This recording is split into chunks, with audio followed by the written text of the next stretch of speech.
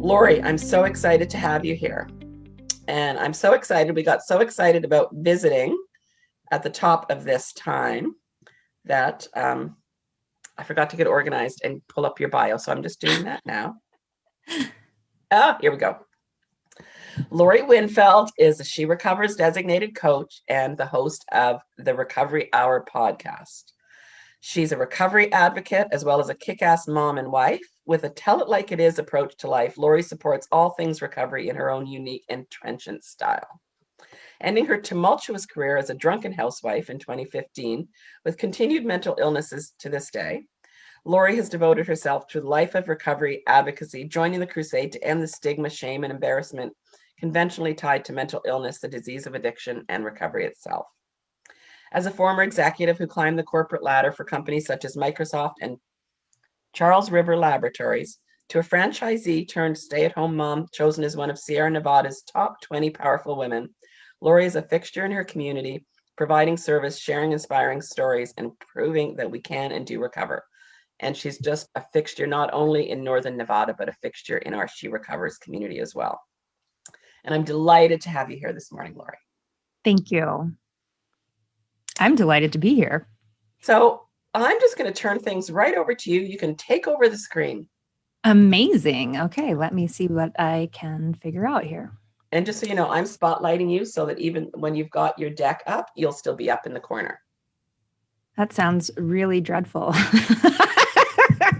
Just kidding. Okay. Good morning, everyone. Thank you so much for coming. I'm so excited to see, well, I could see Dawn and Lisa. Thank you.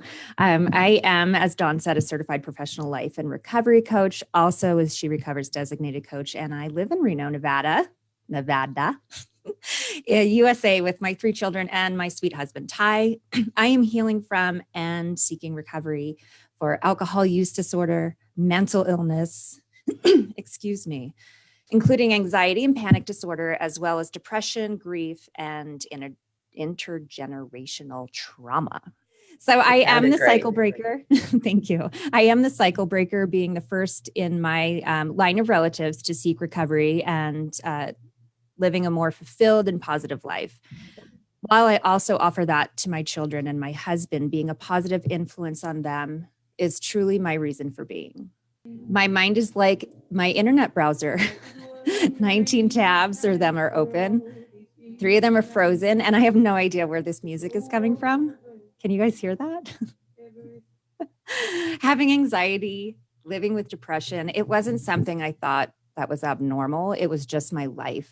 Panic attacks came later, but the signs were pretty significant as a young adult. I had sleep deprivation to always sleeping, tormenting fearful thoughts of harm to sadness, and being lonely even though I was never really alone. Losing loved ones to traumatic events and illnesses. Years ago, I wasn't living my best life, and people on the outside saw this perfectly polished wife, mom, socialite, businesswoman, and I was dying inside.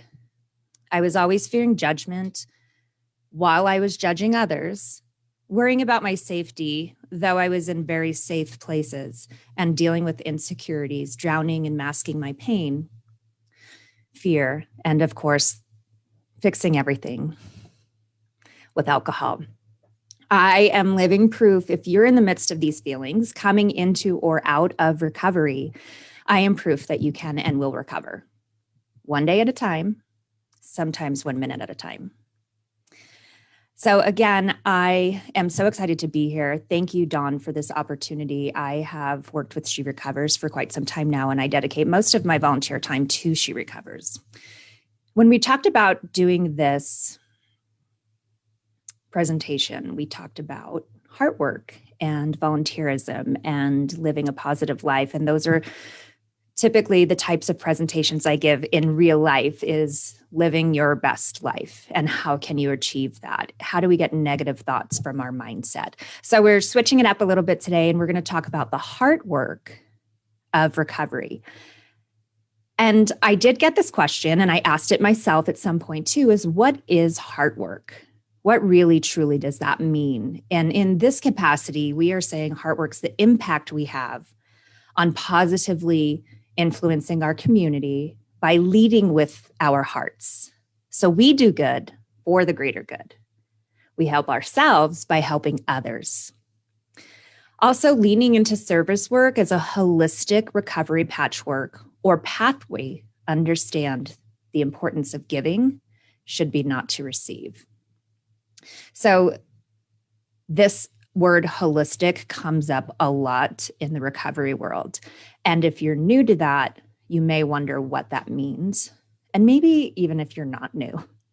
So for purposes of this presentation, the holistic approach means to provide support that looks at the whole person, not just mental health needs, not just physical, but the physical, emotional, social, and spiritual well-being. We're going to focus on a person's wellness and not the illness.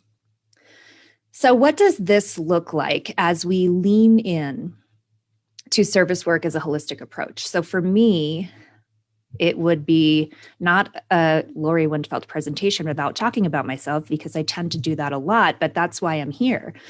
My personal heart work. So this is just sort of a timeline and an idea of what someone can do for heart work, service, volunteerism. So for me, it looks like this. Blogging, 12-Step, Dry Society, Social Clubs, She Recovers, and Recovery Hour podcast. So in addition to serving as my role as a mom, a wife, and coach, I've committed volunteering time to the community. Again, this is a way of my healing by helping others, part of my recovery patchwork. And this is something that I was interested in at a very young age. I knew that I was what we all consider a giver, leading with love, leading with service. And I remember clearly when I was a little girl, my dad worked at a job site in New York City. I grew up in New York. And we came to visit him to bring him lunch. And there were some homeless people kind of hanging around the job site in the city. And there was one man that just, our eyes met.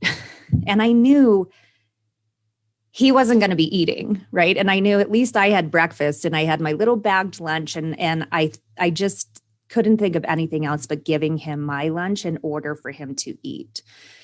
And that really is when we talk about the soul work. If you're doing something that feeds your soul, if you're doing something that helps others, that makes you feel good, it just fulfills you. And I know that for a long time, especially in my addiction, I was one of those people who didn't know what their purpose was. And while I had been serving my entire life, I didn't realize that was my calling, and I didn't realize that was my job. I didn't realize that was my duty. When I became a stay-at-home mom, I didn't understand my worth there. I didn't recognize how I was influencing my family and my child by being able to stay home with her. And it was unfortunate. I was in the midst of my addiction to alcohol, but quickly realized I needed to get out of that in order to have a better life. And so that's what we're doing these days. Okay, so back to my personal heart work. Blogging, when I first got into recovery, I probably started blogging about 2 years after the first year of my recovery from alcohol was really just sort of holed up in a ball at home and trying to figure out how to get through life without a glass of wine or 10. And I figured that out somehow.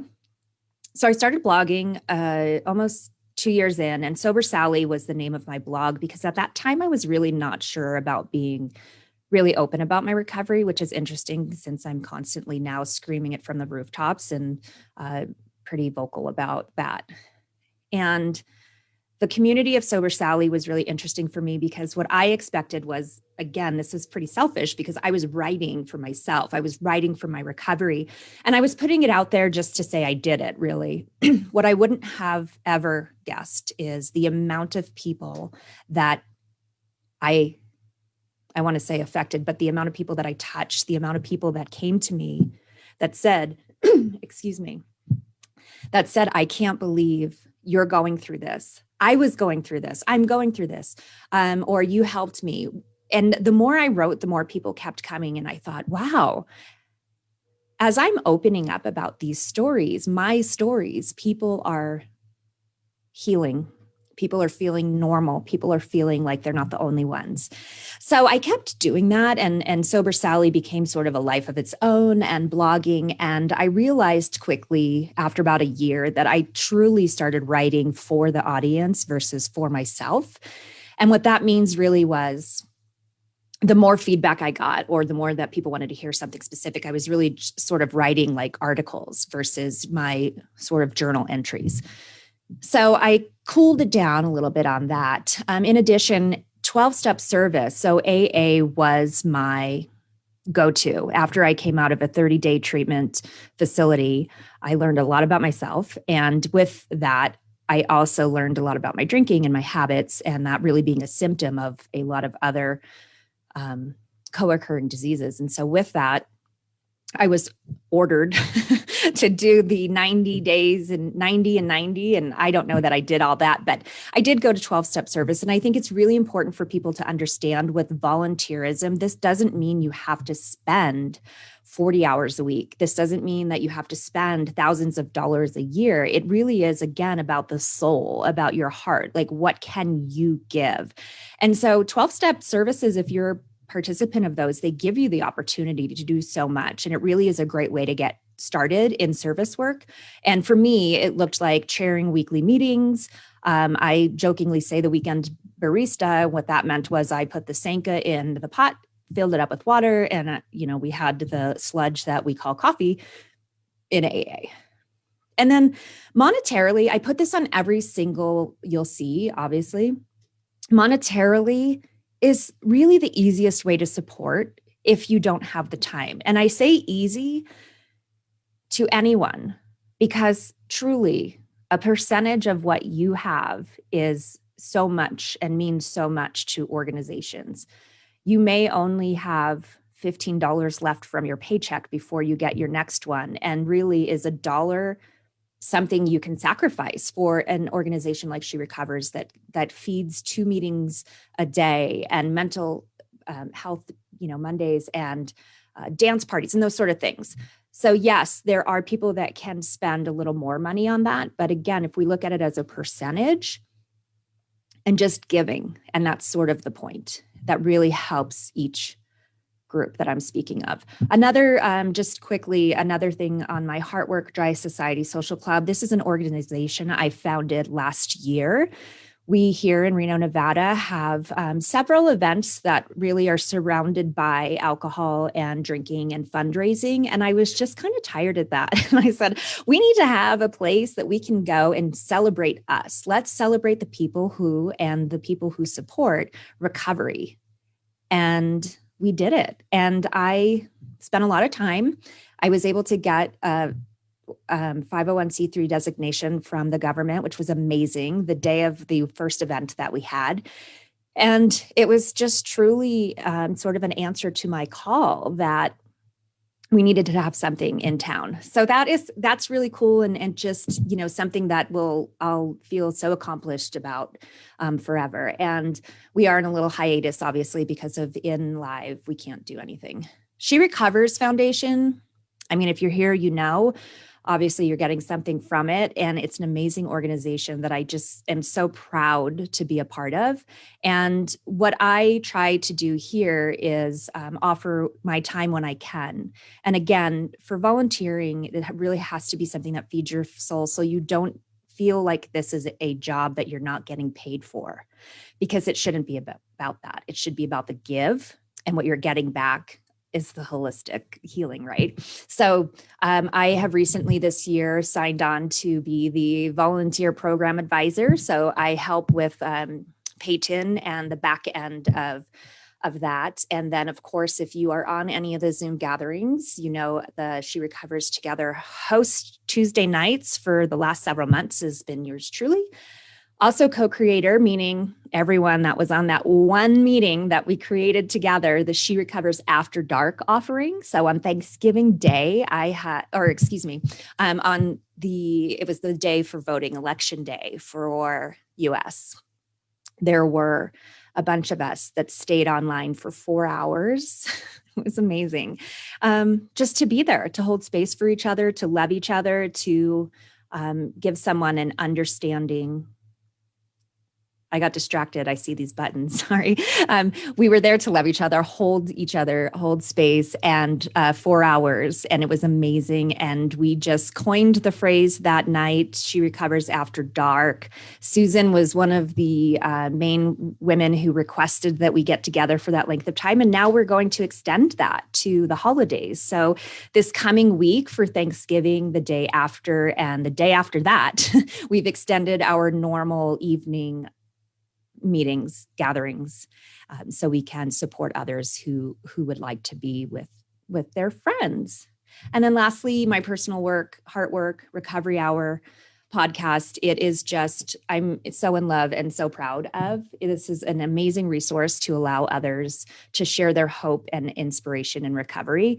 I support that. So this foundation, this platform, anyone who comes on as she recovers says, we are all recovering from something. I took that motto and ran with it. Everything we talk about on the Recovery Hour has something to do with recovery, and it doesn't have to be anything about drugs. It doesn't always have to be about mental illness. We have had Dawn Nichols and Taryn, the co-founders, on the program. Amazing. Vasilisa Wall, who's also a big part of She Recovers, has been on. We've had some guests that participate in our Zoom meetings, and it's just been an amazing journey. So those are the things. This is what it all looks like. That is what Heart Work is. So being the change, let's volunteer and make the difference. So volunteerism, doing good does you good. I read this amazing article and I thought that we would share the information. A new study in the American Journal of Preventive Medicine. That's where I got this information. I didn't come up with it. I didn't do the study. I'm citing it here so you know this isn't my work. Okay. They took a closer look at the benefits of volunteering, health and well-being of volunteers. The results verified that adults over 50 who volunteer for at least 100 hours a year, that's about 2 hours a week, have a substantially reduced risk of mortality and developing physical limitations, higher levels of subsequent physical activity, and improved sense of well-being later on, compared to individuals who do not volunteer. Eric Kim was one of the lead investigators of this study, and his quote was, "Humans are social creatures by nature. Perhaps this is why our minds and bodies are rewarded when we give to others. Our results show that volunteerism among older adults doesn't just strengthen communities, but it enriches our own lives by strengthening our bonds to others, helping us feel a sense of purpose and well-being, and protecting us from feelings of loneliness, depression, and hopelessness." Cool info. Science Daily, if you would like to check that article out. Are you depressed and anxious? I feel like a lot of us are these days. And just like this says, depression and anxiety are hitting all-time highs, sending millions of people in search of relief. So volunteering, does this reduce symptoms for depression and anxiety? It does. And Holistic Charlotte, this is where I'm citing more information that's amazing, tells us all about how volunteering reduces symptoms about and through depression and anxiety. So a couple that I would love to highlight is one, volunteering being shown to relieve depression and anxiety by lowering blood pressure, releasing the social bond hormone oxytocin. Cool. Improve contentment and trigger the same dopamine reward center in the brain that food, drugs, and sex trigger. A lot of us deal with one or many of those, food, drugs, and sex, and we're looking for that reward center. We're looking for that hit of dopamine. And so this is amazing that there is a study that proves that actually volunteering gives us that pleasure. Depression and anxiety can be very inwardly focused disorders. Even if that focus is intensely negative, it creates a feeling of separation and isolation from others. People with these disorders also commonly complain of feelings like they're useless and a burden to others. Volunteering, on the other hand, has been shown to help people feel more connected to others, more optimistic, and more useful and purposeful. This is believed to be due in part to the release of the oxytocin that volunteering triggers. It not only makes you feel better, it also has been shown to reduce stress levels, lower inflammation. These are two powerful factors in causing depression. And lastly, researchers also point to the fact that volunteering simply takes you out of yourself. Although dismissing your woes doesn't make them go away, and we all know that, having compassionate perspective for other people's struggles can help put you in your own healthier perspective.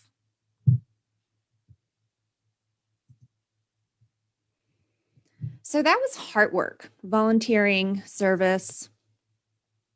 How can you make yourself better by volunteering through your recovery? How can you make volunteering, how can you make heart work part of your recovery patchwork or path?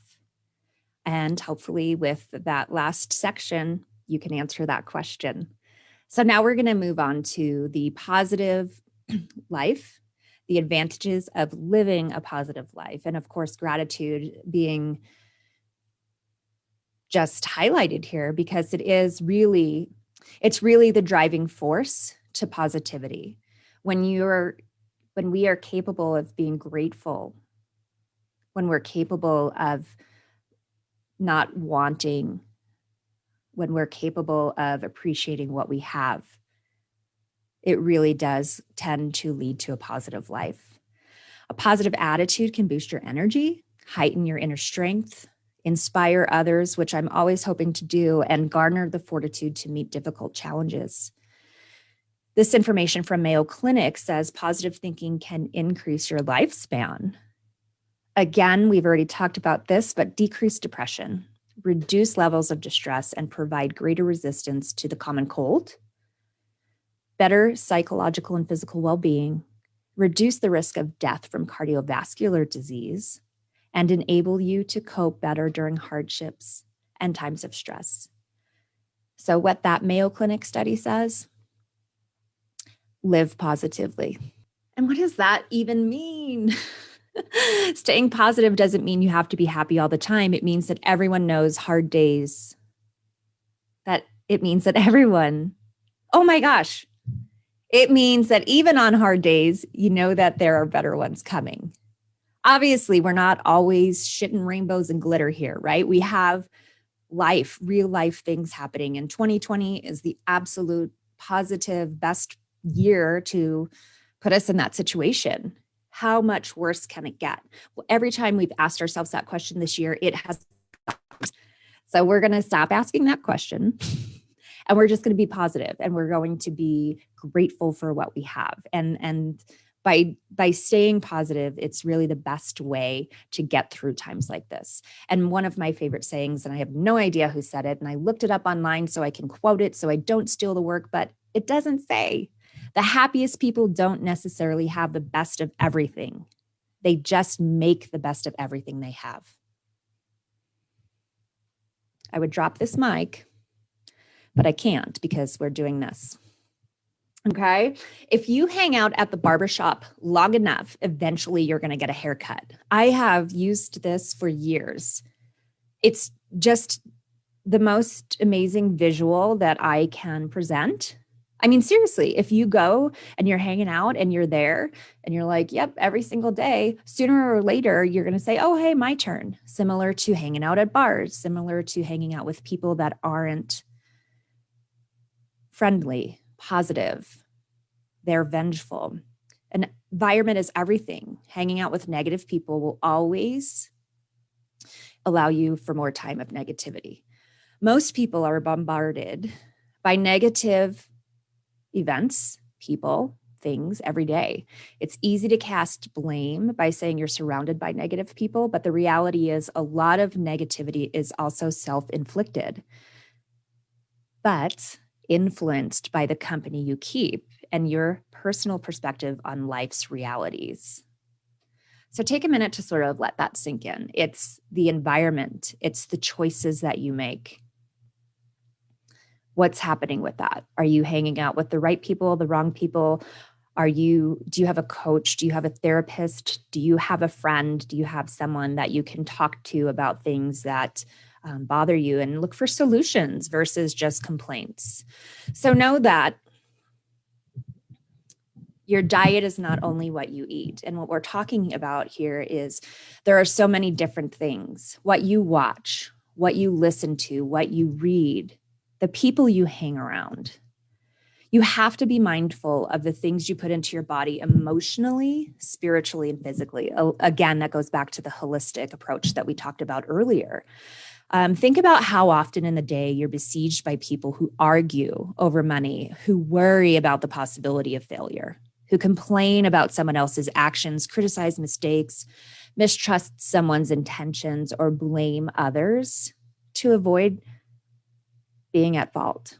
There are several ways that we can adopt a positive mental attitude when dealing with or being approached by people in that mind frame. And we're going to go over a quick few ways. So to surround yourself with positive people. And then this is from Frank Sonnenberg, amazing guy. We can find him online, and I will make sure to have this information readily available should anybody want it to refer back to. So surrounding yourself with positive people, spending time with people who are positive, who are supportive, and who energize you. If you get too close to a drowning victim, he may take you down. So pick a positive person to hang around instead. Be positive yourself. If you don't want to surround yourself with negative people, then don't do it. If you expect people to hang around positive people, you should be one yourself. Consciously resist negative thinking. Can we really do this? Yes. Avoid negative thinking. So if your mind goes to the negative, flip it to the positive. Just force yourself. Be aware and just avoid it. And it will help you modify your behavior. Be nice to yourself. Some people say the meanest things, and we've talked about this so many times through She Recovers and our daily Zoom gatherings, twice daily Zoom gatherings that they provide free for us, which is amazing. We are often our worst critic. And I can tell you, it's taking me everything I have to not be doing that with myself right now, because it's just where our natural tendencies go. But I'm going to be nice to myself today, and I'm going to be kind, and I'm going to recognize that I am definitely offering a service here. One of the other things is to set realistic, achievable goals. So set a high bar, but if you're beating yourself up about that for not getting the goals, what's the purpose of doing that? So set goals that are achievable. Then you can hit lots of singles rather than swinging for the fences. Baseball reference. I love me some Derek Jeter. Let's keep in perspective, right? Life is about prioritizing the things that matter most in your life and focus your efforts in these areas. Turn challenges into opportunities. Speaks for itself. If something comes about, instead of letting it overwhelm you, turn it into an opportunity. And lastly, of course, this is where we talk about gratitude as well. Count your blessings. Be grateful and give thanks for the special things in your life rather than taking them for granted. Okay, we are almost done, and we're going to get to question and answers in just a couple of minutes. But I wanted to share with you this very short video. It's very short. I say video, and it's only because that's the manner in which we're showing it, but it's not a long thing, okay? Maya Angelou is someone that a lot of us aspire to and are just honored to hear her words and be able to live any part of what she says. And she's an author, poet, civil rights activist. She says it best here: just do right. Take a listen.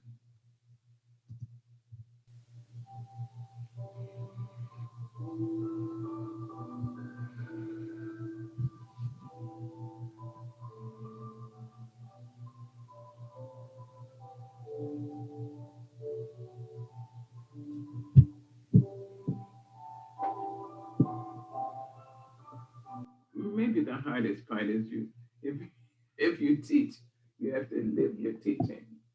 You can't say, you do not as I do, but do as I say. No, no. You have to say, I'm doing my best to live what I teach. I have a painting by Phoebe of a group she calls Sister Suki's Funeral. And all the women, there are about 9 women, and they all look like women in my grandmother's prayer meeting group. So whenever I'm obliged to do something, I take that painting and I look at that painting. There's an empty chair. And I think, now, what would Grandma do? What would she say? I can almost hear her voice say, now, sister, you know what's right.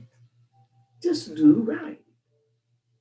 You don't really have to ask anybody. The truth is, right may not be expedient.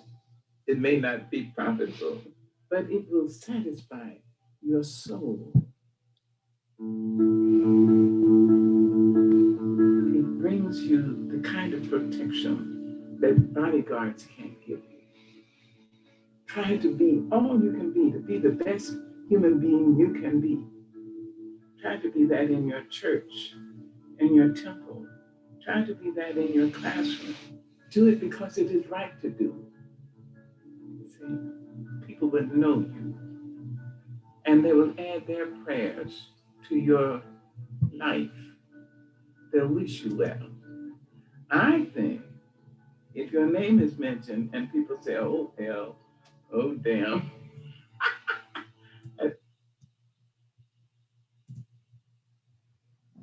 I think you're doing something wrong. But if your name is mentioned and people say, oh, she's so sweet, he's so nice, oh, I love her, oh, God bless her. There you are. So try to live your life in a way that you will not regret years of useless virtue and inertia and timidity. Pick up the battle. Take it up. It's yours. This is your life. This is your world. I'll be leaving it long before you under the ordinary set of circumstances. You make your own choices. You can decide life isn't worth living. That would be the worst thing you can do. How do you know? So far. Try it. See. So pick it up. Pick up the battle and make it a better world. Just where you are. Yes. And it can be better. And it must be better. But it is up to us.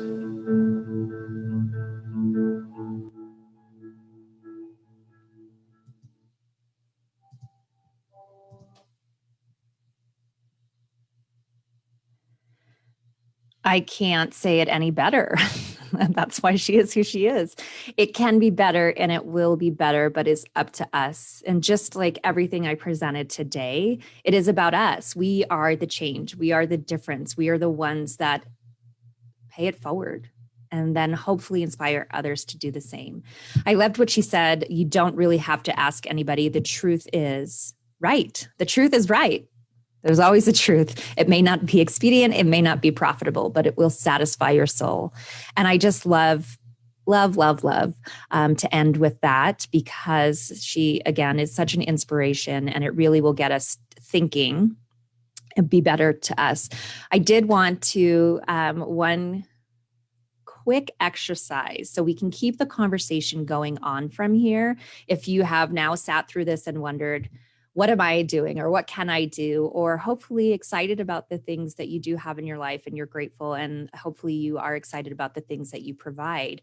But could there be more? So let's ask ourselves these questions and we can either talk about this in the question and answer or you guys can just think about it for, future purposes. But how do you want to be remembered? You know what? We know in this group, we know in our She Recovers Together group, a lot of us have lost friends and family quickly and randomly.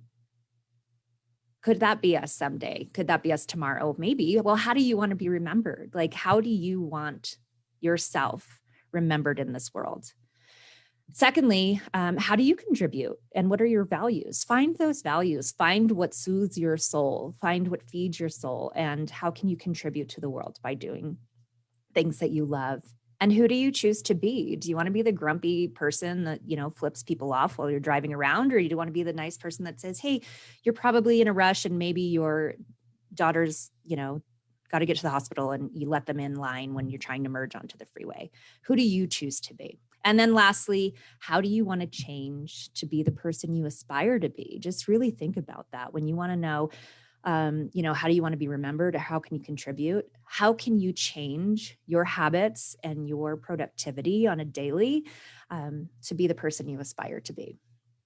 I so hope that you liked today's presentation. I would love any feedback that you have.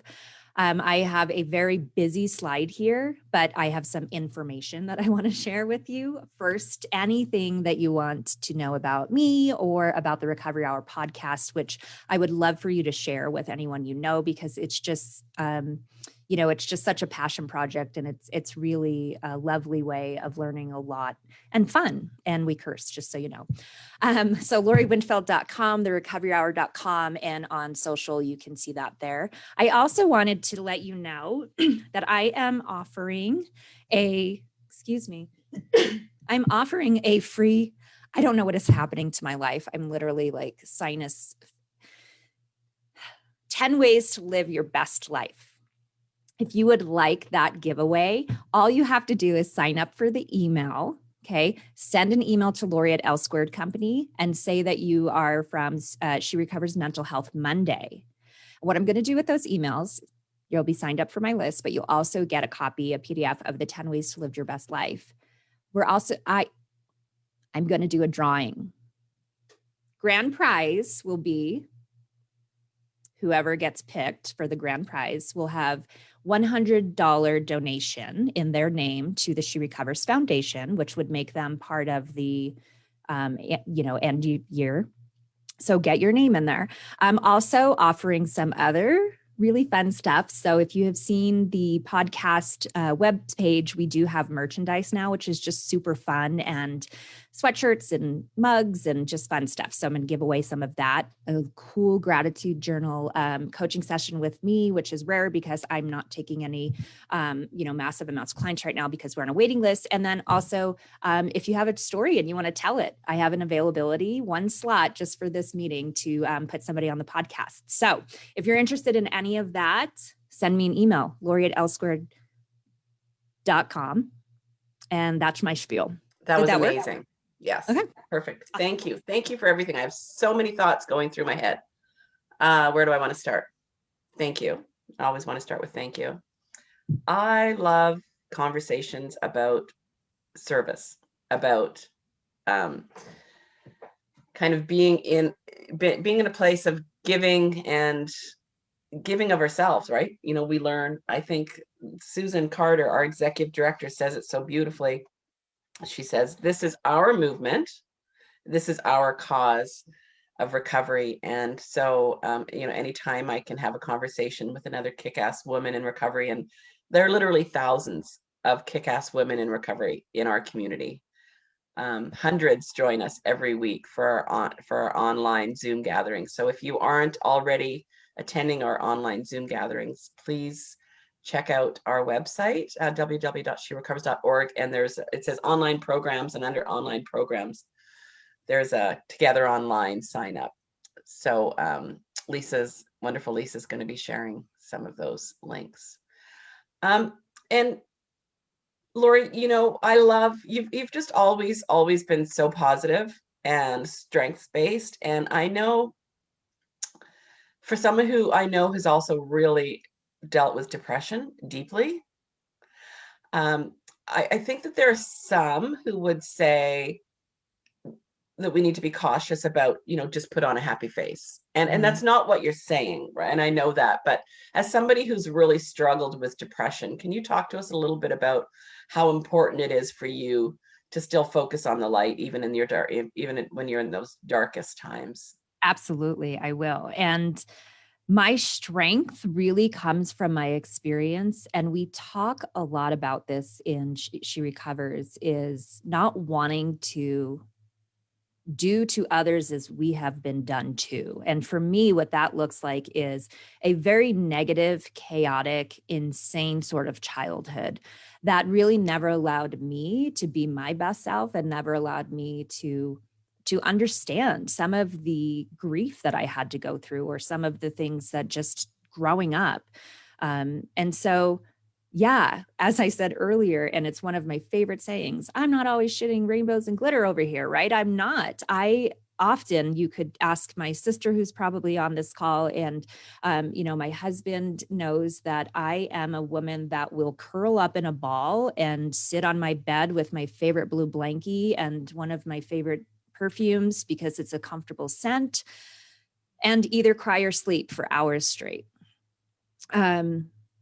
What I have learned through recovery is that I have to feel that instead of shove that away, instead of, why are you crying? I'll give you a reason to cry.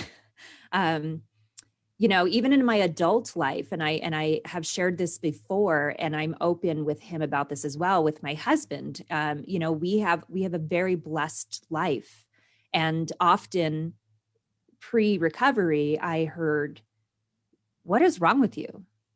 Why are you so sad? You have everything. I have given you this. And we really have gotten to a place that he definitely understands that this is a mental illness, right? This isn't me just saying, oh, I can have a good day today. I'm just going to get out of bed and go, serve my country, it doesn't happen. So yes, while I did just present how you can, you have to dig deep for that strength. And for me at least, before I get that strength, I have to listen to my body. And what my body typically tells me is it's time to take a little break. And that's usually curled up in a ball on my bed, or sometimes in my closet floor, because it's just where I seek comfort. Yeah. Amazing. Yeah. I think the same for me. I just like, I try to be pretty positive in my life, try to be strengths-based, solution-focused, but I also embrace, I'm not, knock on wood, I have suffered with extreme depression before, and I haven't for some years now. I'm more the anxious type than depressed lately. Yeah. But when, I do know when I am physically in a place where I'm, my depression is skirting around the edges, and I just know to take care of myself, which is then that positive, that is the aha moment, right? That is the brightness and the light to say that, you know what, I'm not going to be doing anything for the next 2 or 3 days except taking care of myself. And that looks like this. And that is taking a positive approach to it.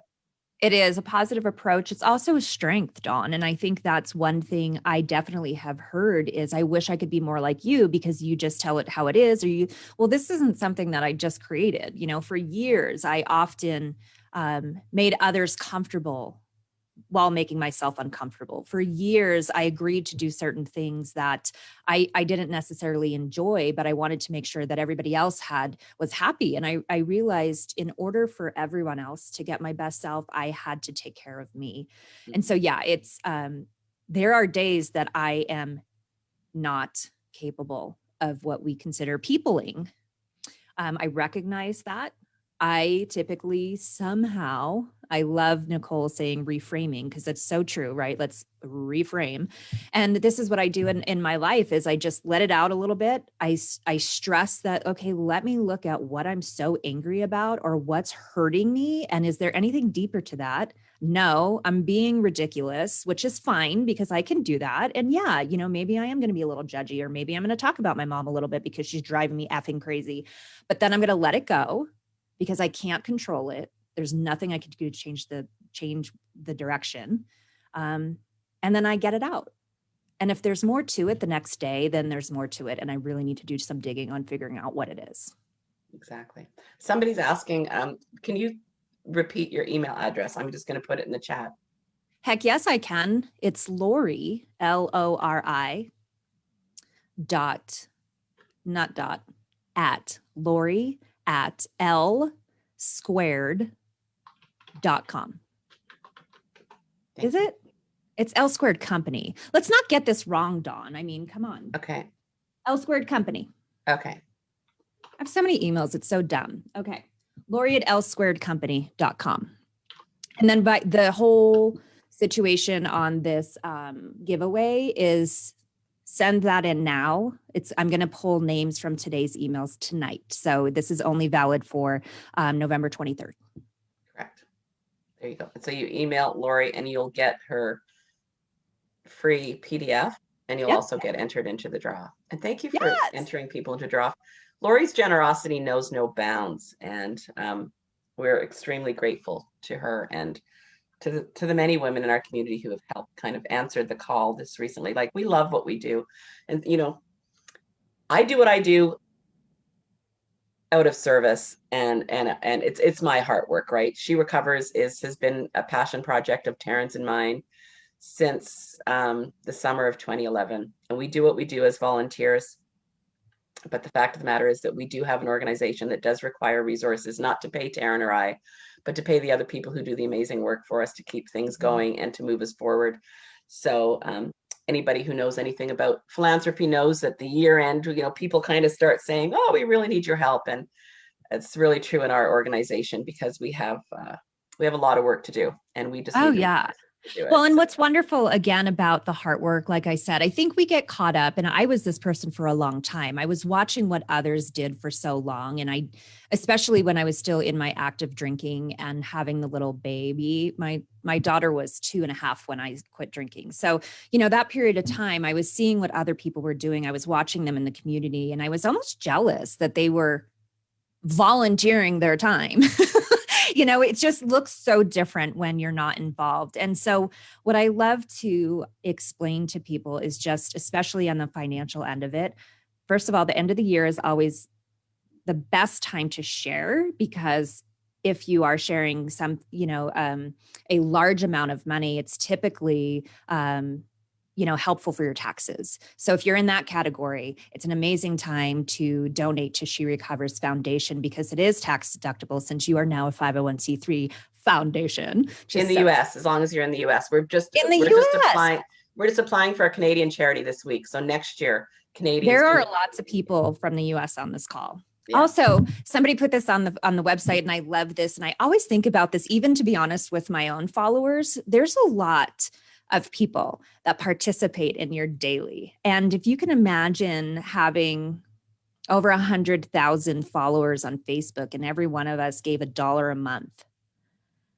Oh my gosh, I can't even, like, my brain is just going with so many things She Recovers can be doing. Yeah, and I know it's fun. And I do want to say also that, I mean, and that's what people have been doing. Like this last week, they've been donating, like they're signing up to donate $5 a month, which is $60 a year. Cool.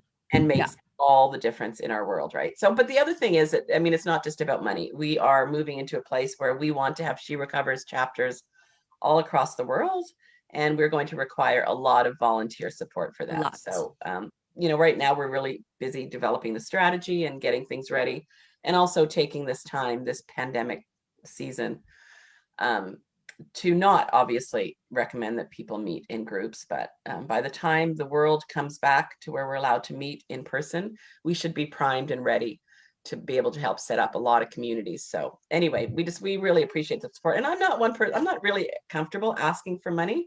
I know you're not. It's not my favorite thing, but at the end of the day, that's why I just did. At the end of the day, like, I just really want to see what we're doing continue and grow. And it's just simply won't be able to if we don't have the resources that we need. So of course. Now, Lori, when you talk about service work, are you familiar? Have you done any reading around the concept of servant leadership? No, I mean, maybe, but you know, there's so much.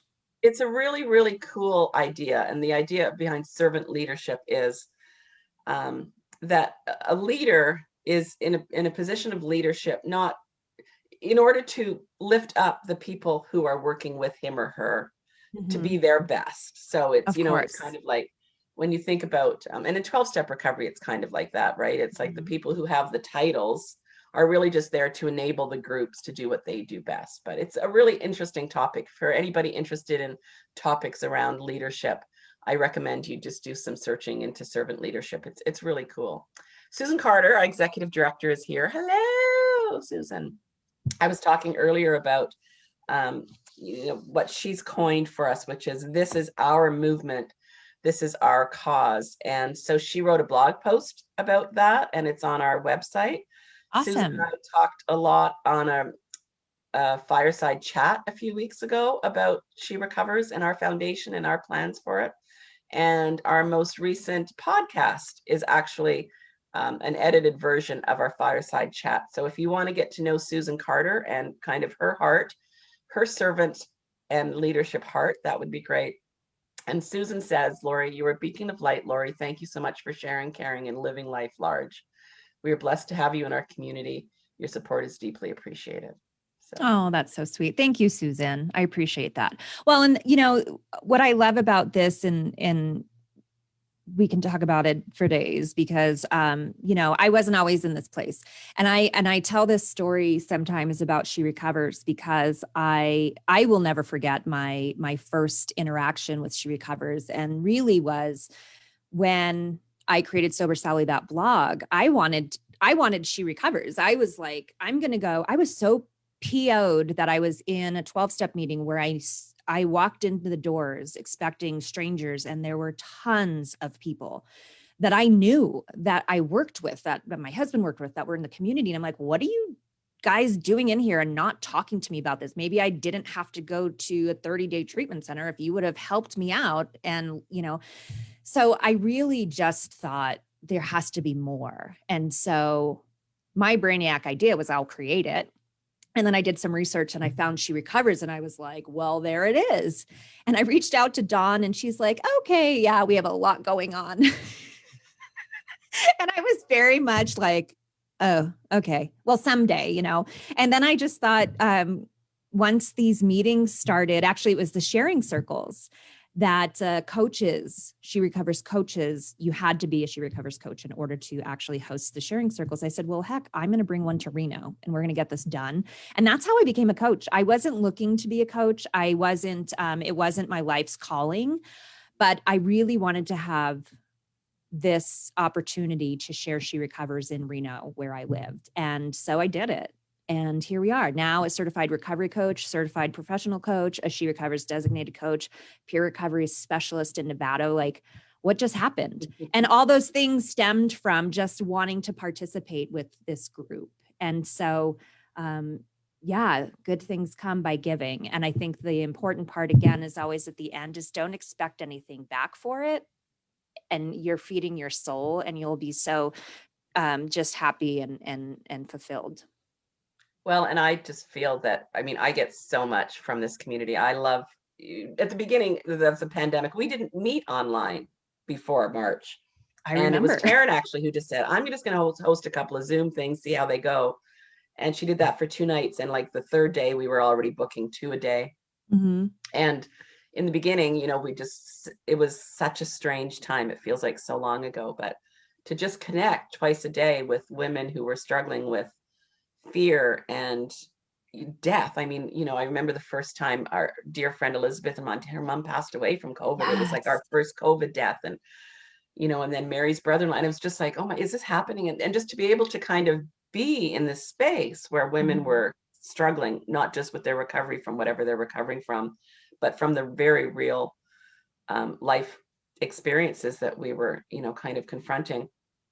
And for that to kind of just go through, to go through that, and then all of the unrest after George Floyd's murder, and like for us as a community to come to terms and grips and to start reckoning with systemic racism, our own place in it, white supremacy, we did that as a group. And then things kind of got calmer a little bit. And then, this election season, I'm Canadian, but this American election season that doesn't seem to end.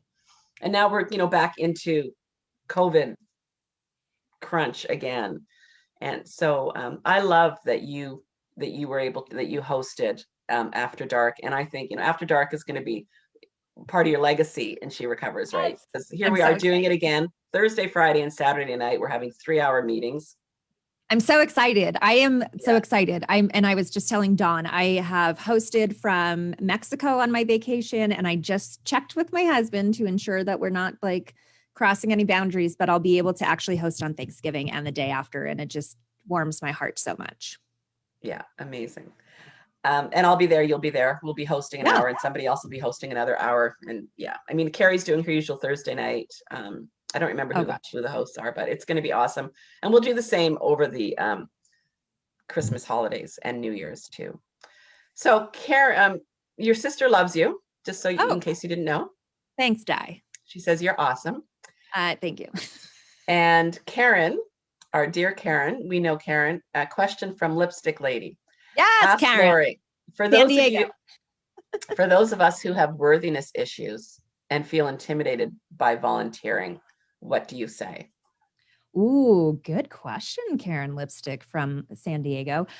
What I would say to that is just jump in, right? Is just find something that speaks to your heart and create what makes you comfortable. It's typical that any nonprofit organization needs some kind of help. And it's also, and Dawn can, I know she's going to keep shaking her head, yes. When you are in charge of that nonprofit, you recognize that when people are giving their time, that service is typically not paid. And so you want to make that volunteer happy so they keep coming back.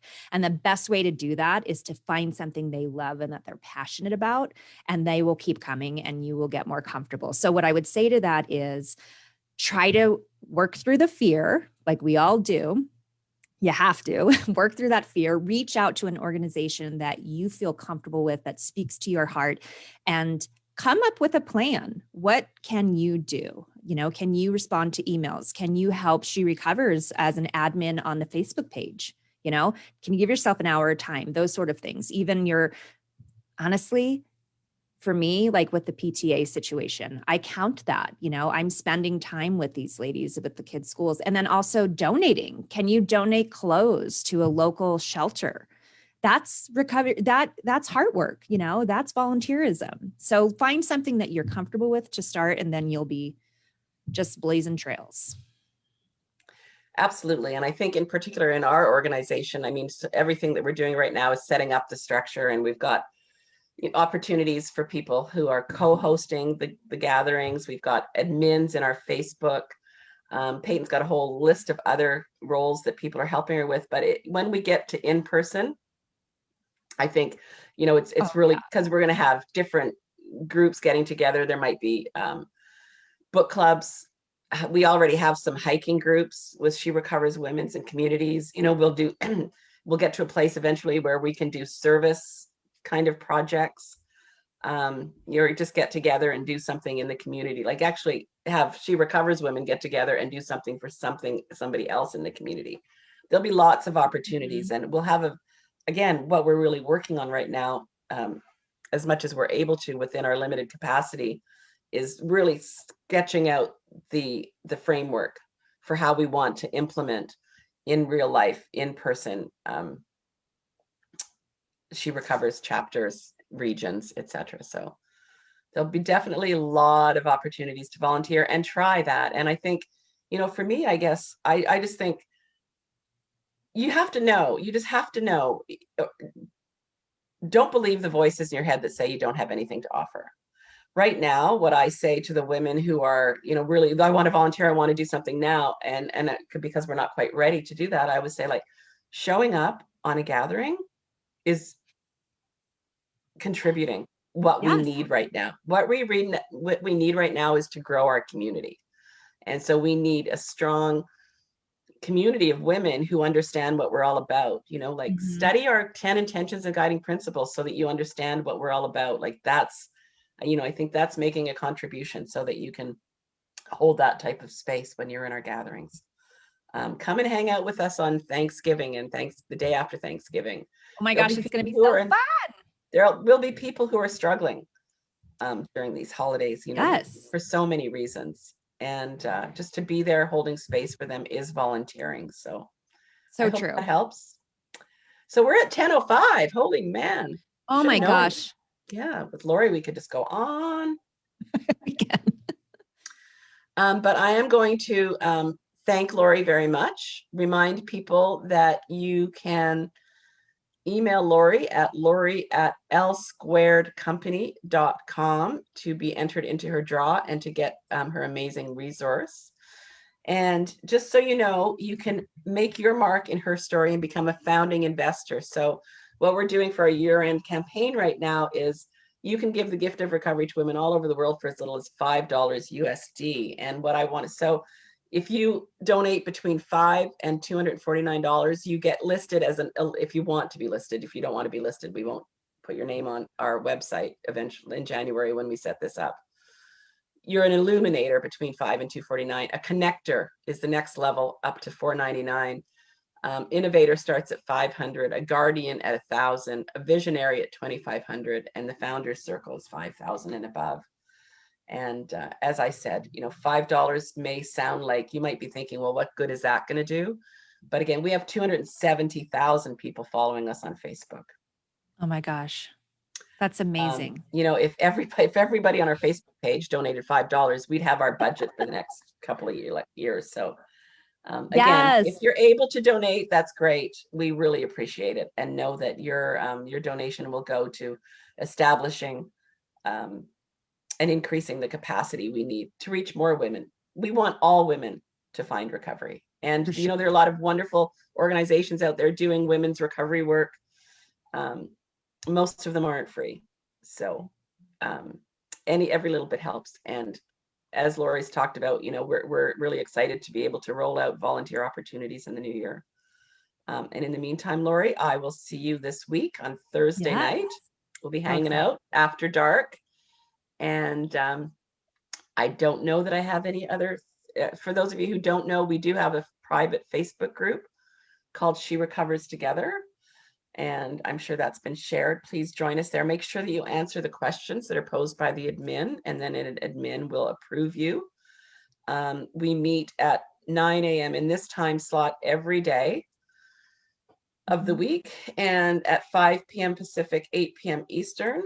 On Wednesdays, Taryn does, in this time slot, does a beautiful trauma-informed yoga presentation. And if you are a yoga person or a yoga teacher, even better, Taryn's trauma-informed yoga program is magnificent, and she's actually teaching yoga teachers who already have a 200-hour teacher training.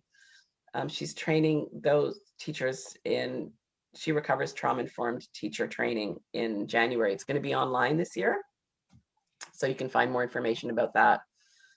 Peyton on Sundays dances. We have She Recovers dance. But if you are a member of our Facebook group, you will see there's a schedule, and beautiful Lisa, who's on here with us and been helping us out, as well as Taryn behind the scenes today, provides a schedule every week so people can be reminded where to find us. But next time we'll be together will be tonight at 8 p.m. Eastern, 5 p.m. Pacific. Lori Windfeldt, I hope that you do something really nice for yourself today, because you did something really nice for all of us here this morning. Oh, I appreciate it. I appreciate the opportunity, and do want to throw in one more quick plug. If you do want to, be an illuminator, which is amazing, if you send me an email at lori@lsquaredcompany.com, I will put you in a drawing for $100 donation in your name, which means you will automatically be an illuminator, which is amazing. So cool. You want to be a part of this, I promise. And thank you so much for your time, and thanks for the platform. Love you. Love you too, Lori. Thanks, everybody. Thanks, Lisa. Thanks, Taryn. And thanks, everybody who was attending. And we'll see you next Monday for another Mental Health Monday session. Thank you.